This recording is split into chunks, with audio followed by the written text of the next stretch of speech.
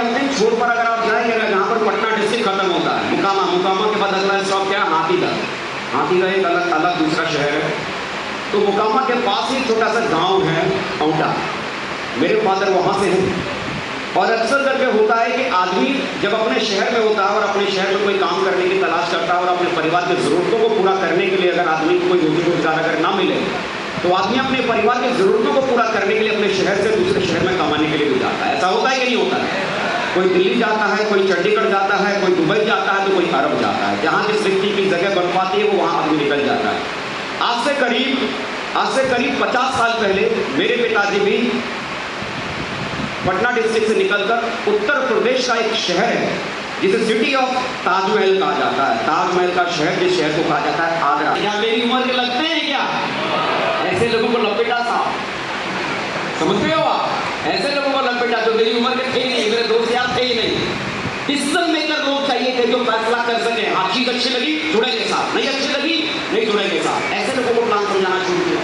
लेकिन मजे की बात क्या थी, ये जो कहानी मैं आपको समझा रहा हूँ ना, बता रहा हूँ ना, ये आज से 17 साल पहले की है। कितने साल पहले? 17 साल पहले। 17 साल पहले मेरी उम्र छोटी होगी कि बड़ी होगी? दाढ़ी कुछ नहीं आई थी उस समय तो।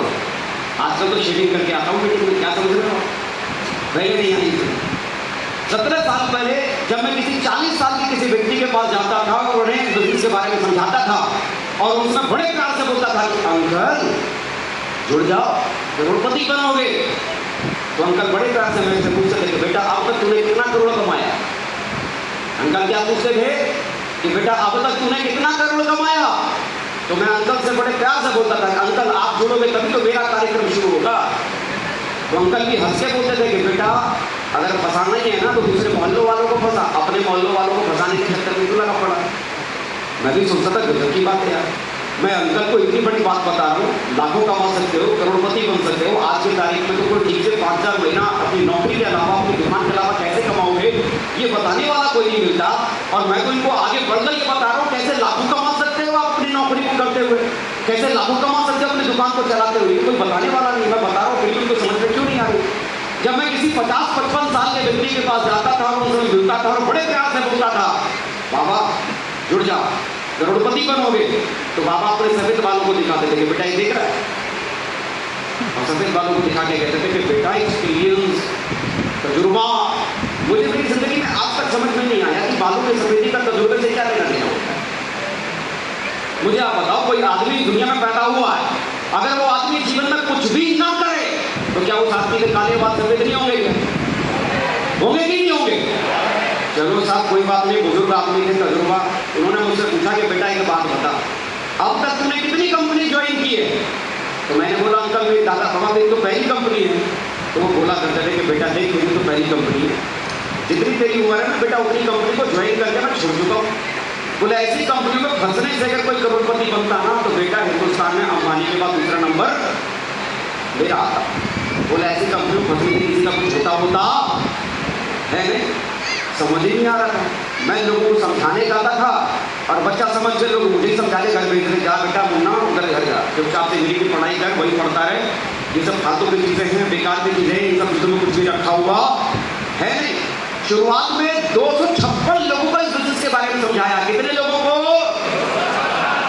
एक दिन में नहीं हुआ था, 6 महीना करीब लग गया 256 लोगों को समझाने में। और मजे की बात, उनमें से जुड़ा कोई नहीं था, उनमें जुड़ा कोई भी नहीं था। और उसमें मैं मनी मन सोचता था कि हे भगवान कौन सी मनुष्य वाली कलम से मेरी किस्मत लिखी।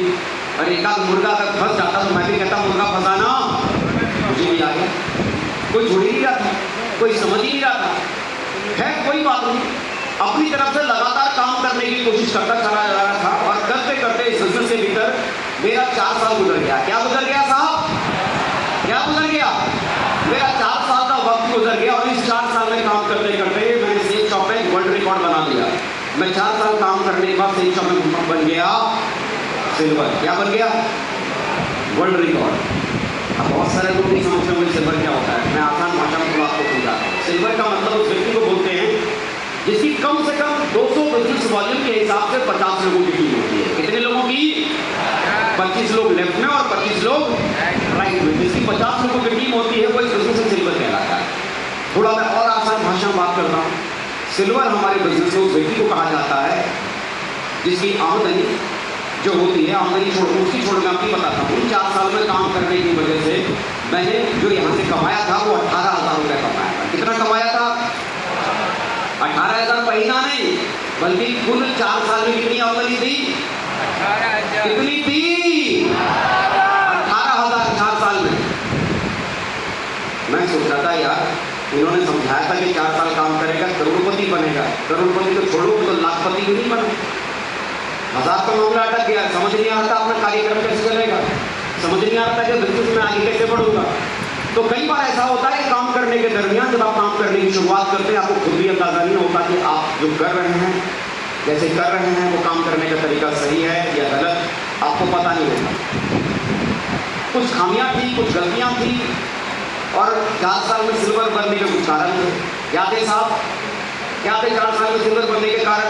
होता क्या था, मैं थोड़ा शुरुआत से कॉन्वेंट स्कूल में पढ़ा था, इंजीनियरिंग करता था, तो थोड़ी अंग्रेजी थोड़ी भूल लेता था। और मेरे जो अपलाइन साहब थे वो थोड़ा बिहार वाले बोर्ड से पढ़े हुए थे। तो मुझे क्या लगता था, और उम्र थी 40 साल 45 साल की उम्र थी उस समय। अभी तो उनकी उम्र 60 साल की है, 45-47 साल की उनकी एज थी। तो मुझे क्या लगता था कि ये तो भाई पुराने आदमी है, बिहार हिंदी मीडियम से पढ़े आदमी है, मैं तो अंग्रेजी वाला आदमी हूँ, ये मुझे क्या समझाएंगे, मैं ये नहीं समझा सकता हूँ। तो जब अपलाइन कुछ समझाने की कोशिश करते थे, मैं बड़ा खतरनाक वाला आदमी, मैं उल्टा उन्हीं को समझा देता था। क्या करता था? उल्टा उन्हीं को समझा देता था। 47 साल की उम्र को एक 20 साल का 19 साल का एक बच्चा समझा देता था। सर समझाते थे कि बेटा देख, इस काम को ऐसे करते हैं, मैं उन्हें वो कारण समझाता था कि इस काम को ऐसे नहीं करना चाहिए, इस काम को ऐसे करना चाहिए। क्या होता है कि कोई व्यक्ति अगर आपको कोई सलाह देता है, अगर उस व्यक्ति की सलाह को आप पहली बार नहीं मानते, हो सकता है कल को दोबारा अगर वो व्यक्ति आपको सलाह देता है और आप फिर उस व्यक्ति की सलाह नहीं मानते, तीसरी बार जो व्यक्ति आपको सलाह देता है आप फिर उस व्यक्ति की सलाह को नहीं मानते हैं। तो क्या होता है कि जब बार बार कोई व्यक्ति आपको सलाह देता है और आप उसकी सलाह को नहीं मानते हैं, तो अंत में वो व्यक्ति आपको सलाह देना, क्योंकि उसे मालूम है मैं कितना भी समझाऊं, इससे समझ में आने वाली बात ये समझेगा ही नहीं, करेगा अपने मन की। और वही था कि लगातार सलाह देते थे। जब मैंने उनकी सलाह को मानना छोड़ दिया तो अंत में उन्होंने समझाना छोड़ दिया।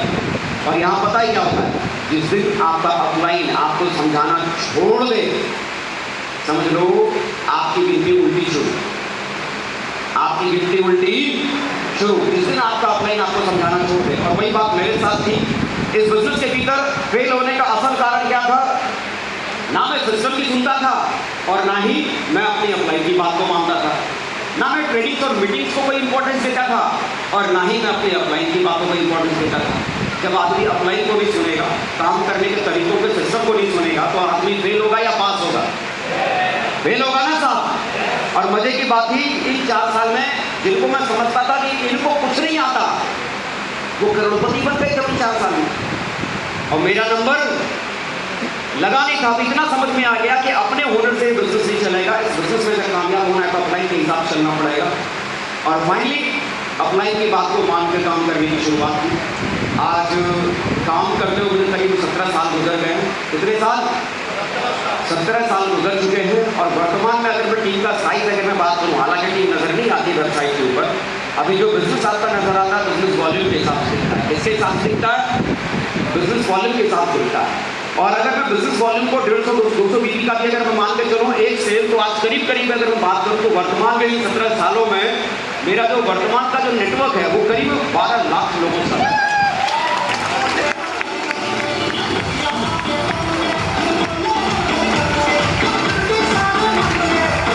शुक्रिया। 17 सालों में कितना है जी? और मजे की बात सुनो, 12 लाख हो गए, 12 लाख हो गए, 12 लाख। वो 4 साल ही उसी भी शामिल, तो 12 लाख लोगों का नेटवर्क बन गया था। बिजनेस में आया था, सोच रहा था कि पता नहीं अपना कुछ होगा कि नहीं होगा, लेकिन लगातार काम करने की शुरुआत की।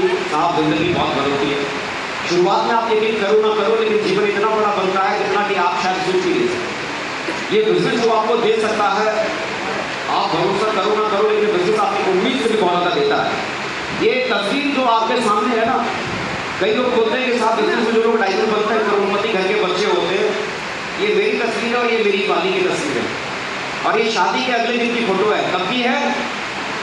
शादी के अगले दिन की फोटो 2011 की। और उसी समय मैंने सेक्स का बिजनेस मैंने शुरुआत की थी। ये तस्वीर आपके बगल में, और बगल वाली जो तस्वीर है इसमें भी मैं हूं और मेरी वाली है। समझ रहे हो आप?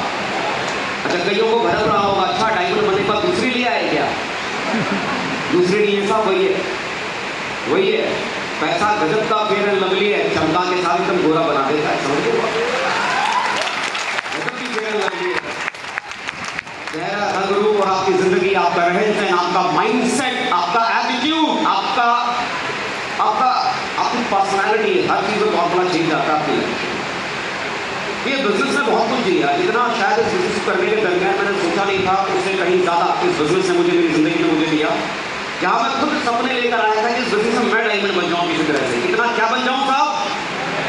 मैं डायमंड बन जाऊं। डायमंड बनने का मतलब मैं थोड़ा समझाता हूं। डायमंड हमारे बिजनेस में उनको कहा जाता है जिनकी कम से कम 10,000 लोगों की टीम होती है। कितनी होती है?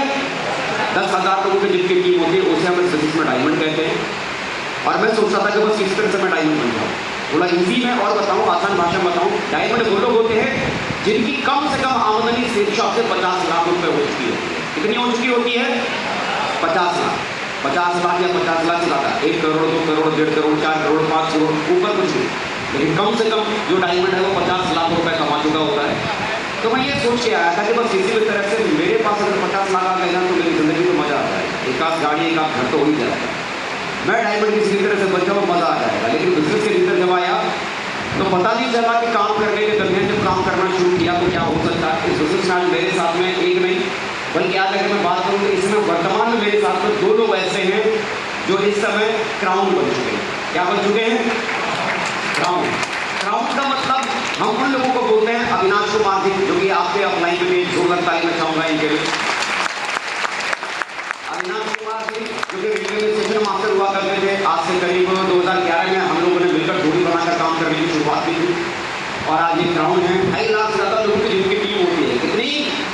2.5 लाख या 2.5 लाख ज्यादा जिन लोगों की टीम होती है वो बिजनेस में क्राउन कहलाते हैं। आज क्राउन के तौर पर अविनाश कुमार जी और अजीत कुमार खादी मेरे साथ में है। और इसके अलावा आज मेरे नेटवर्क में इस समय 6 लोग ऐसे हैं जो इस समय मरकरी है। क्या है साहब? मरकरी हमारे बिजनेस में उन लोगों को कहा जाता है जिनकी टीम कम से कम 1 लाख या 1 लाख से ज्यादा लोगों की होती है। कितनी होती है साहब? जिनकी टीम कम से कम 1 लाख से ज्यादा लोगों की होती है। तो आज 6 लोग मेरे नेटवर्क में ऐसे हैं जिनकी टीम का साइज 1 लाख ज्यादा है। जिसमें संजीव कुमार जी स्टूडेंट थे, सतीश कुमार जी सरकारी नौकरी करते थे, शुभकांत कुमार जी एमआर थे। और ये तीनों लोग बहुत जल्दी क्राउन होने वाले हैं। शायद कुछ महीनों में ही आप सुनेंगे ये क्राउन कंप्लीट हो गए। क्राउन कंप्लीट होने जा रहे हैं सभी लोग। पंकज सिंह जी, हरिनारायण चौधरी जी, लोकेंद्र सिंह जी, आज ये क्राउन है। मैं बात करूँ डायमंड की तो इन 17 सालों में न केवल मैं अकेला डायमंड बना बल्कि मेरी टीम में आज करीब 100 लोगों से ज्यादा डायमंड और डायमंड से एवं आज मेरे जो सपने देखे थे बिजनेस करने के दरमियान कि काश एक छोटी सी गाड़ी हो, छोटा सा घर हो, वो सारे सपने पूरे हुए। घर भी मिला, पसंद वाला नहीं, पसंद से ऊंचा, जिंदगी मिली, गाड़ी मिली, सब कुछ मिला पसंद से ऊपर। ये बिजनेस आपको वो देता है ना कि शुरुआत में आपको समझ में कुछ भी नहीं आता। इस बिजनेस में आप वो हासिल करते हैं ना कि शुरुआत में आपको पता कुछ भी नहीं होता। शुरुआत में लगता था कि 2 लोग भी साथ नहीं आएंगे, लेकिन जब आप काम करने की शुरुआत करते हो ना, 2 नहीं मेरे साथ उससे भी कहीं ज्यादा लोग आपके साथ ही चलने की शुरुआत करते हैं। जरूरी क्या होता है? जरूरी क्या होता है? विश्वास करना। जरूरी क्या होता है? विश्वास करना। विश्वास करना। शुरुआती दौर में विश्वास ही नहीं होता, बाकी सब कुछ होता है, विश्वास ही नहीं होता। हम जुड़ते भी हैं, हम पैसा भी दे देते हैं, प्रोडक्ट भी खरीद लेते हैं, हम उसका इस्तेमाल भी करना शुरू कर देते हैं, लेकिन यहाँ से पैसा बन सकता है इस बात का विश्वास ही नहीं है। और यही करके विश्वास नहीं होता कि यहाँ मेरे साथ कुछ हो सकता है या यहाँ से मैं पैसा कमा सकता हूँ। जब ये भरोसा दूर दूर तक नहीं होता तो लाख हम कोशिश करते हैं, हम कोशिश ही नहीं करते। यही कारण होता है जिसकी वजह से हम सफल हो नहीं पाते। आप सच में डायमंड बनना चाहते हैं? डायमंड बनना चाहते हैं? कितने लोग डायमंड बनने की चाहत रखते हैं? डायमंड बनना चाहते हैं?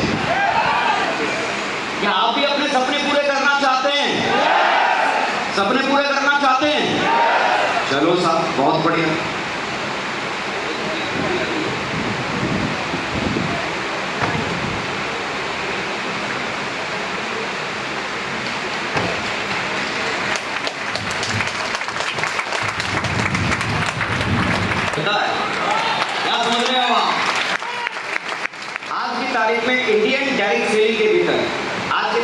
इंडियन डायरेक्ट सेलिंग के भीतर second highest position crown ambassador है और आज वर्तमान में उस पोजीशन पे हूँ। तो मेरे भाई, आपको नहीं मालूम होता कि जब आपने काम करने की शुरुआत की तो आप कहाँ तक जा सकते हैं, किस ऊंचाई पर आप जा सकते हैं। लेकिन जब आप चलने की शुरुआत ईमानदारी से करना जब शुरू करते हैं तब चीजें आपके साथ में होना शुरू हो जाती हैं। हम भी सेफ शॉप में डायमंड बनना चाहते हैं, हाँ है ना, है ना। जैसे क्या होता है कि कई सारे लोग बॉडी बनाना चाहते हैं, सिक्स पैक उधर दिखने चाहिए, एकदम पहलवानों जैसी बॉडी नजर आनी चाहिए, बाइसेप्स नजर आने चाहिए, ऐसे फुलाओ तो मछलियां एकदम 6 इंच तो कम से कम ऊपर चली जाए, है ना। और इस कारण से कई लोग जिम में मेंबरशिप ले लेते हैं, 2000 देकर, 4000 देकर, 5000 देकर, 6000 देकर। लेकिन आप मुझे बताओ, खाली जिम में मेंबरशिप ले लेने से क्या किसी की बॉडी बन जाती है? जिम में मेंबरशिप ले लेने से बॉडी नहीं बनती। लेकिन जिम में मेंबरशिप लेने के बाद जो व्यक्ति उस जिम में जाकर हार्डवर्क करना शुरू करता है, मेहनत करना शुरू करता है, आने वाले कल में उस व्यक्ति की बॉडी जरूर बन जाती है। सेफ शॉप बिजनेस में जुड़ने से खाली कोई व्यक्ति डायमंड नहीं बनता है। अगर किसी व्यक्ति ने अगर आपको ये बोला है ना कि सेफ शॉप बिजनेस के अंदर सिर्फ आप ज्वाइन करो, जुड़ जाओ और इसके बाद रातों रात आप करोड़पति बन जाओगे, आपके पास बहुत पैसा आएगा, आपके पास बहुत बड़ी गाड़ी होगी, बहुत बड़ा घर होगा, ये होगा, वो होगा, तो कुछ भी नहीं करना होगा, तो मुझे लगता है उस जैसा व्यक्ति कोई खराब आपके पास में आपका कोई दुश्मन नहीं होता, वो सच में दुश्मन है आप। क्योंकि जिंदगी में कहीं भी किसी भी काम में आप मुझे बताओ, बगैर काम किए पैसा आ सकता है क्या? बगैर काम किए पैसा बन सकता है क्या? बगैर काम किए पैसा साथ कहीं नहीं हो सकता। कहीं से भी अगर कुछ भी अगर हासिल करना है तो सिर्फ जुड़ने से कुछ नहीं होता, जुड़ने के बाद जो करने की जरूरत पड़ती है उसे करने से कुछ होता है। आप भी अगर अपने बच्चे को इंजीनियर बनाना चाहते हो तो क्या लगता है, बच्चे को इंजीनियरिंग कॉलेज में एडमिशन आपने दिलवा दिया, कॉलेज की फीस भर दी, तो क्या लगता है घर आपका बच्चा बैठा हुआ है तो घर बैठकर आपका बच्चा डॉक्टर या इंजीनियर बन सकता है ना? कॉलेज में सिर्फ दाखिला करा देने से आपका बच्चा डॉक्टर इंजीनियर नहीं बनता, बल्कि दाखिला करने के बाद जो 4 साल, जो 6 साल आपका बच्चा जो वहाँ हार्डवर्क करता है, उस हार्डवर्क का रिवॉर्ड वो सर्टिफिकेट के रूप में एज ए इंजीनियर और एज ए डॉक्टर वो सर्टिफिकेट के रूप में आपके बच्चे के हाथ में वो सारी चीजें होती हैं। हाँ या ना? जुड़ने से कोई व्यक्ति सफल नहीं होता, सिर्फ जुड़ने से सफल नहीं होता। आप लोगों ने भी अगर बिजनेस को ज्वाइन किया और ये सोच रखा है कि मैं जुड़ गया हूँ और जुड़ने से मैं रातों रात करोड़पति बन जाऊंगा, जुड़ने से सारी चीजें मेरी जिंदगी में बहुत कुछ बड़ा हो जाएगा, तो सिर्फ जुड़ने से कुछ भी नहीं होगा। हम अक्सर करके सोचते हैं कि सफल लोग जो अपनी जिंदगी में होते हैं ना, सफल लोग शायद बहुत मेहनत करते हैं, बहुत ज्यादा हार्डवर्क करते होंगे। हमारी विचारधारा में बना पड़ा, जिस समाज में रहते हैं, जहाँ रहते हैं, हम बहुत सारे लोगों को देखते हैं, बहुत अच्छे घर में रहते हैं, बहुत अच्छी गाड़ियाँ चलाते हैं, बहुत अच्छा जीवन जीते हैं। शिक्षक में नहीं, शिक्षक के अलावा आसपास जब हम लोगों को देखते हैं तो क्या लगता है, उन लोगों को देखने के बाद अक्सर करके हमारे दिमाग में क्या विचार चलता है, ये लोग जो जिंदगी में इन्होंने इतना कुछ हासिल किया, इन्होंने कुछ बहुत बड़ा किया, बहुत कुछ खास किया होगा। या जब आप डायमंड्स को देखते होंगे, उनको देखने के बाद आपके दिमाग में क्या आता होगा, ये डायमंड्स ने अपनी जिंदगी में कुछ ना कुछ टूट चलाया होगा, कुछ बड़ा काम किया होगा जिसकी वजह से लोग इतने कामयाब हैं। ऐसा होता है कि नहीं होता है? ऐसा अक्सर करके लोग सोचते हैं कि नहीं सोचते हैं? और ज्यादातर अक्सर करके लोग है ना ऐसे ही सोचते हैं ना, लेकिन रियलिटी में ऐसा नहीं होता। सफल व्यक्ति जो होता है ना, दूसरों से बहुत ज्यादा नहीं करता, दूसरों से बहुत ज्यादा नहीं करता। जैसे कि देखो, आप लोगों ने टीवी के ऊपर या आप में से कई लोगों ने लाइव, आप लोगों ने घोड़े की रेस देखी होगी, लाइव किसी ने देखा होगा, किसी ने टीवी के ऊपर देखा होगा, देखा है आप लोगों ने? देखा है ना?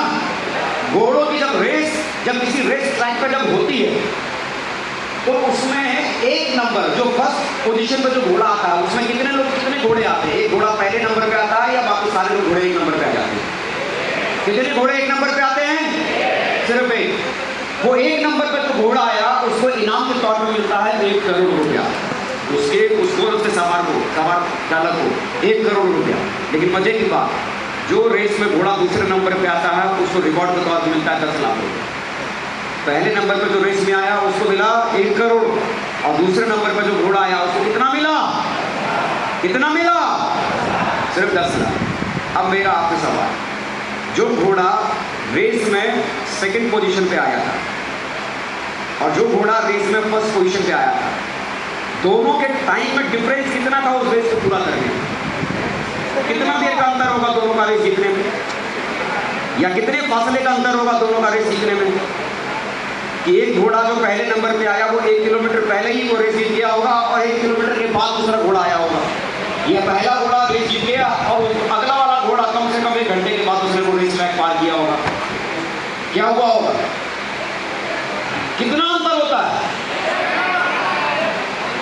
सेकंड नहीं साहब, मिली सेकंड का अंतर होता है, सिर्फ मिली सेकंड का।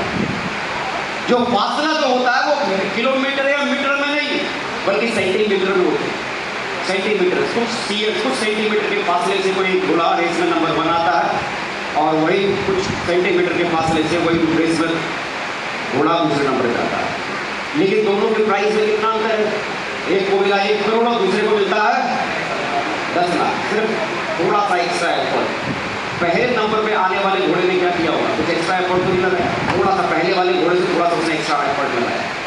सेकंड पोजीशन पर जो घोड़ा आया था, मुझे आप बताओ, उस ट्रैक में दौड़ने से पहले उसने पहले नंबर वाले घोड़े से कम मेहनत की होगी क्या? उसे कम पुलचना बदाम खिलाया गया होगा क्या? नहीं, बराबर उसे खिलाया गया होगा, बराबर उसकी प्रैक्टिस की होगी। लेकिन इनाम सिर्फ कुछ सेकंड की दूरी से, कुछ सेकंड की दूरी से, माइक्रो सेकंड की दूरी से इनाम का फासला इतना बड़ा। जीतने वाले जो लोग होते हैं ना, जो सक्सेसफुल जो लोग होते हैं, कामयाब कोई दूसरों से बहुत ज़्यादा नहीं, बस थोड़ा सा ज़्यादा करते हैं एक्स्ट्रा। नॉर्मल कंडीशन में क्या होता है कि एक आदमी जब 8 घंटे 10 घंटे कोई काम करता है, अपनी नौकरी को करता है, अपनी दुकान को चलाता है, 8-10 घंटे मेहनत करने के बाद जब वो आदमी अपने घर पर आता है, तो घर पे आने के बाद एक्स्ट्रा 2 घंटा और कुछ करने की ताकत उसके भीतर होती नहीं। वो आदमी क्या कर... आप लोग जाग रहे हैं? आप लोग जाग रहे हैं? बोल रहे हैं यहाँ पर? आवाज ऊपर आ रही है बराबर? अभी हाथ हिला के बताओ, अगर आ रही है तो हाथ हिलाओ। आवाज ठीक हो गई ना? Well done, well done. तो साथ बने रहना, साथ बने रहना, गुम मत हो जाना। मेरी बात समझ पा रहे हैं ना? मैं क्या आपको समझाने की कोशिश कर रहा हूँ, समझ पा रहे हैं ना? तो अल्टीमेटली क्या होता है कि 10 घंटे काम करने के बाद जब आदमी अपने घर पर आता है, घर पे आने के बाद क्या बोलता है? मैंने बहुत काम किया है, मैं थक गया हूं, अब मुझसे कुछ नहीं हो सकता। 10 घंटे काम करने के बाद जिंदगी में कुछ भी वो एक्स्ट्रा करने के बारे में सोचता नहीं। एक आदमी जिसके पास मौका नहीं है वो इसलिए कुछ नहीं करता, और किसी के पास अगर मौका भी है तो वो इसलिए नहीं करता क्योंकि 10 घंटे काम करने के बाद उसका शरीर थक गया। और वही कुछ लोग ऐसे होते हैं जो 10 घंटे की नौकरी करने के बाद, 10 घंटे दुकान पर बैठने के बाद अपने घर पर आते हैं और घर पर आने के बाद वो 2 घंटे 3 घंटे और करने के लिए तैयार। सिर्फ कितने थे? कितना अंतर? वो 2 घंटा जो उस व्यक्ति ने एक दिन किया एक्स्ट्रा, उस एक दिन के 2 घंटे से कोई फर्क नहीं पड़ता उसमें। लेकिन वो जो 2 घंटे एक्स्ट्रा, एक दिन, 1 महीना, 1 साल, 2 साल, 3 साल, 4 साल, 5 साल, जो लगातार वो 2 घंटा एक्स्ट्रा 4 साल 5 साल जब लगातार वो चलता है, तो वो 2 घंटा एक्स्ट्रा उसकी जिंदगी में उस आदमी को आम से बहुत खास लगता है। बहुत ज़्यादा अलग करने की जरूरत नहीं होती, बहुत ज़्यादा हार्डवर्क करने की जरूरत नहीं होती। बस दूसरे लोग जहाँ पर छोड़ देते हैं उसके बाद थोड़ा सा आपको एक्स्ट्रा करना होता है, और वही थोड़ा सा एक्स्ट्रा आपको दूसरों से बहुत खास बना देता है। क्या लाइफ में कुछ बड़ा करने के लिए तैयार हैं आप? तैयार हैं आप अगर ये सोचेंगे ना कि दुनिया 8 घंटे काम करती है, मुझे भी 8 घंटे काम करना है, इसके बाद मैं और कुछ नहीं करता, दुनिया 10 घंटे काम करती है, इसके बाद कुछ नहीं करती, मैं भी कुछ नहीं कर सकता, तो शायद लाइफ में कुछ बड़ा नहीं हो सकता। लेकिन 8 घंटे 10 घंटे करने के बाद भी अगर आप 3-4 घंटे रोज करने के लिए अगर आप तैयार हैं, तो रोज के घंटे 3-4 घंटे अगले 4 साल 5 साल में आपकी जिंदगी की तस्वीर को बदल देगा। लेकिन रेगुलरिटी के साथ, सिंसियरिटी के साथ एक्स्ट्रा दे सकते हैं आप। और वही थोड़ा सा एक्स्ट्रा दिया हुआ टाइम, यहाँ पर लोग जो फ्रंट में बैठे ना, ये टाइमर बनकर यहाँ पर बैठता है, यही घंटा 2 घंटा देने वाला टाइम आपको बिजनेस थोड़ा सा अलग बनाता है। इस बिजनेस को करने के लिए 2 चीज़ों का होना बहुत जरूरी होता है। ये बिजनेस आपने करना, आपने शुरू किया, तो इस बिजनेस को करने का कारण क्या आया, क्यों ये आप ये बिजनेस करना चाहते हैं?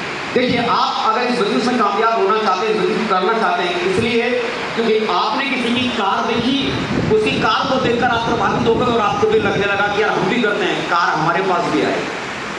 आपने देखा किसी आदमी का बंगला आ गया है, इस बिजनेस को करने से आपके दिमाग में भी आ गया कि हम भी करते हैं, हमारे पास भी बंगला आएगा। दूसरे के अचीवमेंट्स को देखकर अगर आप ये बिजनेस करने की शुरुआत करते हैं, तो आप जहाँ जाना चाहते हैं वहाँ नहीं पहुँच पाएंगे, क्योंकि काम करने के दरमियान बहुत सारा चैलेंज आएगा, बहुत सारी प्रॉब्लम आएगी, बहुत सारी रुकावट आएगी। और कई बार जब वो रुकावट, वो चैलेंज आपके पास में आएगा, आपके पास अगर आपका कोई स्ट्रॉन्ग वाला कारण अगर नहीं है, तो क्या होगा कि कई बार कोई परेशानी, दिक्कत, समस्या आपके पास में आई, वो जरा सा चैलेंज आपको गिव अप कर पाएगा, वो जरा सा चैलेंज आप इस बिजनेस को आपको छोड़ के चले जाओ। क्योंकि इस बिजनेस को करने की आपने शुरुआत क्यों की थी? दूसरे की कार को देखकर, वो आपकी जरूरत नहीं थी, वो आपकी जरूरत नहीं थी। आपने दूसरे की कार देखी थी और आपने इसलिए करना शुरू किया। आपने जो दूसरे का बंगला देखा था, आपने इसलिए करना शुरू किया था। आपकी जरूरत नहीं। इस बिजनेस को करने के लिए सबसे पहले जरूरी क्या है ना, आपके पास में आपका अपना एक स्ट्रॉन्ग वाला पर्पस का होना, रीजन का होना। जिस व्यक्ति के पास ये रीजन है ना कि ये काम मैंने करना शुरू किया, क्यों करना शुरू किया। मान लो एक व्यक्ति है जिसके पास में एक सपना है कि मुझे आने वाले कल में अपनी बेटी की शादी है, शादी करने की उम्र में उसकी बेटी जा रही है और उसको मालूम है अगले 5-6 साल बाद मुझे मेरी बेटी की शादी करनी है। और उसके पास एक स्ट्रॉन्ग वाला रीजन है कि मुझे इस बिजनेस को इसलिए करना है कि आने वाले कल में मुझे मेरी बेटी की शादी राजकुमारी की तरह करनी है। इस मोहल्ले में किसी ने अपनी बेटी की शादी ऐसी नहीं की हो, ऐसी शादी मैं अपनी बेटी की करना चाहता हूँ। वो उसका अपना कारण है इस बिजनेस को करने का। जिस व्यक्ति के पास भी एक कारण है कि मुझे आने वाले कल में अपने बेटे को इंजीनियर बनाना है, डॉक्टर बनाना है, और इंजीनियर और डॉक्टर बनाने के लिए मेरे पास पैसा नहीं है, लेकिन मैं बनाना चाहता हूं अपने बच्चों को इंजीनियर और डॉक्टर। उस व्यक्ति के पास में अपना एक स्ट्रॉन्ग वाला कारण है, और उस कारण को लेकर जब कोई आदमी काम करने की शुरुआत करेगा, जब जब वो आदमी रुकेगा, वो कारण उससे पूछेगा कि भाई बेटे को इंजीनियर बनाना है कि नहीं, और वो कारण उस आदमी को उस परिस्थिति में दोबारा खड़ा करके दोबारा काम करने में लगा। जिस व्यक्ति के पास अपना स्ट्रॉन्ग वाला कारण है, जिस व्यक्ति के ऊपर 20 लाख रुपए का कर्जा होगा और उस व्यक्ति को मालूम है इस कर्जे को चुकाने का कोई रास्ता मेरे पास नहीं है, वो आदमी इसलिए पता चला जाएगा क्योंकि उस व्यक्ति के पास अपना पर्सनल रीजन है, इमोशनल रीजन है। इस काम को करने की वजह से मुझ पर जो 20 लाख का कर्जा ये चुकाया जा सकता है, उस 20 लाख के कर्जे को चुकाने के नियत के साथ ही बिजनेस करना शुरू करेंगे। क्या आपके पास आपका अपना कोई स्ट्रॉन्ग कारण है ये काम करने का? ना ना, ज्यादातर लोग जो होते हैं ना, सच कहा जाए सिर्फ 1% लोग ही होते हैं जिनके पास सच में अपना एक इमोशनल कारण होता है, इमोशनल पर्पस होता है। वरना ज्यादातर लोग दूसरे से सिर्फ मोटिवेट होते हैं, दूसरे के अचीवमेंट को देखकर सिर्फ मोटिवेट होते हैं। आज मैं आपको अपनी कार दिखा दूं, मेरी कार देखने से क्या आपकी जिंदगी बदल जाएगी? आज मैं आपको अपना बंगला दिखा दूं, मेरा बंगला देखने से क्या आपकी जिंदगी बदल जाएगी? अरे नहीं साहब, आपकी जिंदगी आपका बंगला खरीदने से बदलेगी, आपकी जिंदगी आपकी कार खरीदने से बदलेगी। मेरी कार देखकर आप में इंस्पिरेशन नहीं है। जिंदगी में अगर बड़ा अगर जाना है तो सबसे पहले आपका अपना स्ट्रॉन्ग वाला कारण क्या है, क्यों आप ये बिजनेस करना चाहते हो। अगर आपको समझ में नहीं आता है, अपने घर में बीवी बच्चों के साथ बैठो, अपने माँ बाप के साथ बैठो और उनसे पूछो कि आज मैं आपका बाप हूँ, आज मैं आपका पति हूँ, आज मैं आपका बेटा हूँ, बताओ आप मुझसे क्या चाहते हो, बताओ आप मुझसे क्या चाहते हो जो आने वाले कल में मैं जीवन में मैं आपको दूँ। वो जो भी आपको बताते हैं ना कि ये बेटा अगर तू कर देगा तो मेरा एकदम सोना वाला बेटा बन जाएगा, ये अगर आप कर दोगे ना तो मेरे सुपर स्टार वाली सैया बन जाओगे, ये अगर कर दोगे तो मेरे सुपर स्टार पापा बन जाओगे। जो उन्होंने आपको कारण बताया ना, उन कारण को अपनी जिंदगी का मकसद बना लो कि मुझे इस काम की वजह से, इन चीज़ों के लिए मुझे मेरी जिंदगी में आगे जाना है। एक स्ट्रॉन्ग वाला पर्पस का होना आपके पास बहुत जरूरी है। नहीं है उस पर्पस को खोजो, क्योंकि अगर वो पर्पस आपके पास में नहीं होगा, इस काम को करने के दरमियान बहुत सारे चैलेंज, बहुत सारी प्रॉब्लम, बहुत सारी समस्याएं आपके पास में आएंगी। क्योंकि साहब जब ये काम करने की शुरुआत करोगे तो ऐसा कोई भी नहीं है कि जो आपके काम को शाबाशी देगा, ताली बजाएगा, सीटी मारेगा। जिस भी व्यक्ति को प्लान को समझाने के लिए जाओगे, ज्यादातर लोग आपकी टांग खींचेंगे, ज्यादातर लोग आपका मजाक उड़ाएंगे, ज्यादातर लोग आप पे हंसेंगे। ऐसा होता है आपके साथ में, होता है आपके साथ। आपका दोस्त आप पे हंसता है, कितने लोगों पे दोस्त उन पे हंसते, आप पे हंसते हैं। आपको देखकर आपका दोस्त हंसता, क्या फालतू के चक्करों में आपके रिश्तेदार आपकी टांग खींचते हैं, खींचते हैं। आपके घर में आपकी टांग खींचाई होती है। सीधा वाला हाथ ऐसे खड़ा करो, ऐसे सीधा वाला हाथ ऐसे ऊपर, सबसे ऊपर, एकदम बहुत ऊपर। अब इसको ऐसे घुमाओ, अब ऐसे फिट हो, शाबाश, आप लोग सही रास्ते पे, आप लोग एकदम सही रास्ते पे। जिसकी टांग खिंचाई नहीं हो रही, जिसका मजाक नहीं बनाया जा रहा, जिस पर कोई नहीं हंस रहा, इसका मतलब रास्ता गलत है। और जिस पर लोग हंस रहे हैं, जिसकी टांग खिंचाई हो रही है, जिसका मजाक बनाया जा रहा है, एकदम सही रास्ते पे हो। यही इतिहास बनाने वाला रास्ता है, यही हिस्ट्री बनाने वाला रास्ता है, यही हिस्ट्री बनाने वाला रास्ता है। तो चिंता करने की जरूरत नहीं है, आप अपने सपनों पर भरोसा करके रखो। शुरुआत में जब आप बड़े बड़े सपने देखने की शुरुआत करते हो ना, आपका हर अपना आपके सपनों में हंसेगा। आपका बाप बोलेगा नालायक कहाँ फंस गया, फालतू के चक्करों में पड़ा हुआ है, चल दुकान संभाल ठीक से, चल नौकरी कर ठीक से, क्या फंस गया। आपकी बीवी बोलेगी जब रात को 11-12 बजे घर जाओगे प्लान दिखाकर, जिसको पता नहीं कि आपने ज्वाइन किया इससे हो क्या जाएगा। 11 बजे आप चला रहे हो, बाहर चक्कर चला रहे हो क्या, बोला आपको तो मैं काम कर रहा हूँ काम। तो आदमी वाली पूछेगी ऐसा कौन सा काम है कि रात को 11 बजे शुरू होता है, मुझे बिल्कुल बना रहे, मुझे पागल बना रहे। आपकी वाइफ को आपके सपनों का भरोसा नहीं होगा कि जो काम आप कर रहे हो उस काम को करने की वजह से जितनी खुशी आपकी वाइफ को मिलेगी वो आपकी वाइफ को पता है। आपके बच्चों को नहीं मालूम होगा कि जो आज का समय जो आप अपने बच्चों का टाइम छोड़कर एक बिजनेस को बिल्ड करने में लगा रहे आने वाले कल में वो टाइम का रिवॉर्ड आने वाले कल उन बच्चों को क्या मिलने वाला उन्हें पता नहीं। जो आज आप मेहनत करो जो समय आपको अपने बूढ़े माँ बाप को देने की जरूरत है वो तो दे नहीं पाओगे। आपके बूढ़े माँ बाप को उसमें अफसोस होगा, लेकिन आने वाले कल जब कर जाओगे तो मेरे भाई आपका हर अपना जिस दिन आप अपने सपनों को पूरा कर लोगे गर्व से बोलेगा कि आप उनके कुछ हो, गर्व से उसे कुछ बोलेगा। लेकिन जब तक आपका कोई आपके सपनों पर भरोसा ना करे तो परवाह मत करना। जरूरी क्या है आपका भरोसा करना, जरूरी क्या है आपका भरोसा करना। जब मैंने पहली बार शिक्षा बिजनेस करने की शुरुआत की तो मेरे पापा ने मुझे बोला कि बेटा क्या फालतू के तुम्हें काम करने शुरू कर दिए, बोले ऐसे कामों से कोई करोड़पति नहीं बनता, तू तो बिल्कुल नहीं बनेगा करोड़पति। तो मैंने अपने पापा से बोला कि पापा जब मैं पैदा हुआ था तो आपने मेरी कोई जन्म पत्री दिखवाई नहीं है किसी पंडित जी से। बोला क्यों, बोला नहीं मैं पूछ रहा हूँ कोई जन्म पत्री आपने मेरी दिखवाई थी, बोला नहीं।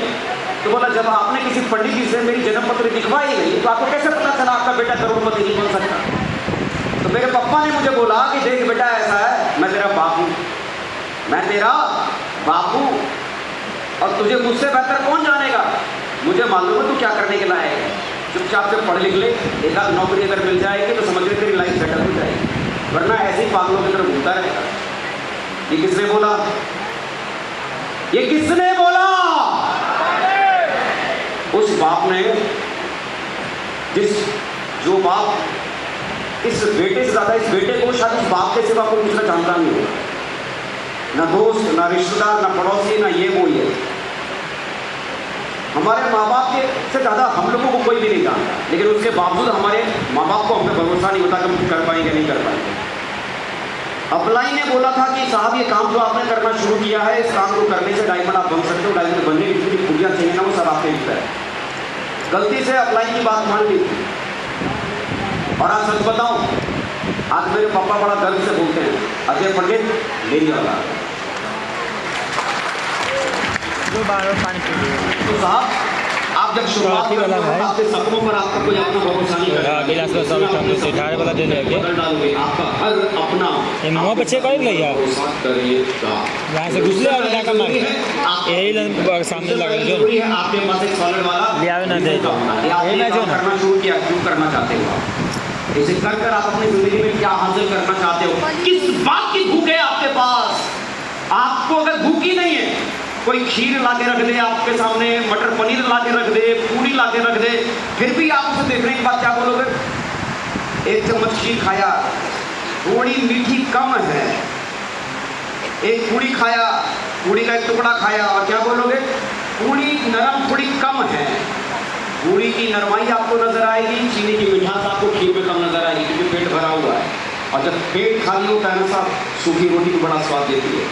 और आप अगर भूख अगर आपको भीतर नहीं है ना जो आप हासिल करना चाहते हो, अगर आपका पेट भरा है आपकी जिंदगी में सब कुछ अच्छा चल रहा है और आपको अपनी लाइफ में कुछ चाहिए ही नहीं तो ये बिजनेस कुछ दे ही नहीं सकता। आप अगर भूखे हैं नाम की भूख है, पहचान की भूख है, पैसे की भूख है, रुतबा बनाने की भूख है, माँ बाप का नाम रोशन करने की भूख है, अपने बेटे के लिए खुद को सुपर स्टार बनाने की भूख है, तो ये भूख आपको डायमंड नहीं यूनिवर्सल क्राउन एम्बेसडर भूख का होना बहुत जरूरी है साहब, भूख का होना जरूरी है। अगर भूख नहीं मिली तो पूछो क्या वो कारण है जिसकी वजह से बिजनेस करना चाहते हो। दूसरा क्या जरूरी है, विजन का होना। दूसरा क्या जरूरी है, पहली चीज चाहिए रीजन, ये बिजनेस क्यों करना चाहते हो, और दूसरा चाहिए विजन। इस बिजनेस को अगर आपने करने की शुरुआत की कितने दिन आप इस काम को कर सकते हो। कई लोग इस काम को करने की शुरुआत करते हैं, क्या सोचते हैं, 1 महीना गुजर गया मेरा तो कुछ हो ही नहीं रहा, 6 महीना गुजर गया मेरा तो कुछ हो ही नहीं रहा, 7 महीना गुजर गया मेरा तो कुछ हो ही बात, महीने 2 महीने 6 महीने साल भर में वो आदमी ये डिसाइड कर रहा था कि जिस प्रोफेशन को मैंने एज अ करियर शुरू किया है 6-7 महीने में मैं उसमें सफल हो जाऊंगा। गजब की बात करते हो। आप जब इंजीनियर बनने के लिए निकले थे 6 महीने में इंजीनियर बन गए थे क्या? आप जब किसी सरकारी नौकरी के पीछे दौड़े थे क्या 6 महीने में वो सरकारी नौकरी मिल गई थी क्या? आप जब डॉक्टर बनने के लिए निकले थे तो 6 महीने में डॉक्टर बन गए थे क्या? अरे सालों साल की तपस्या लगती है उसको हासिल करने में। एक आदमी अपनी लाइफ में जो सफल होता है किसी फील्ड में, किसी प्रोफेशन में, उस प्रोफेशन में वक्त लगाना पड़ता है, समय लगाना पड़ता है। इस काम को जब आदमी करना शुरू करता है तो 6 महीने साल भर में ही आदमी क्या समझता है मैं करोड़पति बन जाऊं। और 6 महीने साल भर में अगर कोई खास उसके मन के हिसाब से अगर नहीं हुआ तो वो क्या बोलता है, ये काम ठीक नहीं, इसमें कुछ होता नहीं है, इसमें कुछ रखा हुआ नहीं है। 6 महीने साल भर में क्या लगता है आपको सब कुछ मिल जाएगा क्या? मिल जाएगा क्या? कितने दिन आप ये बिजनेस को करने के लिए रुक सकते हैं? कितने दिन का विजन है आपके पास? कितने दिन? जब किसी भी प्रोफेशन को एज अ करियर के तौर पर आप चूज करते हैं, आप जब ये डिसाइड करते हैं कि मैं टीचर बनूंगा, जब आप ये डिसाइड करते हैं कि मैं इंजीनियर बनूंगा, जब आप ये डिसाइड करते हैं कि मैं फौज में जाऊंगा, जब आप ये डिसाइड करते हैं कि मैं बैंक में क्लर्क की नौकरी को हासिल करूंगा,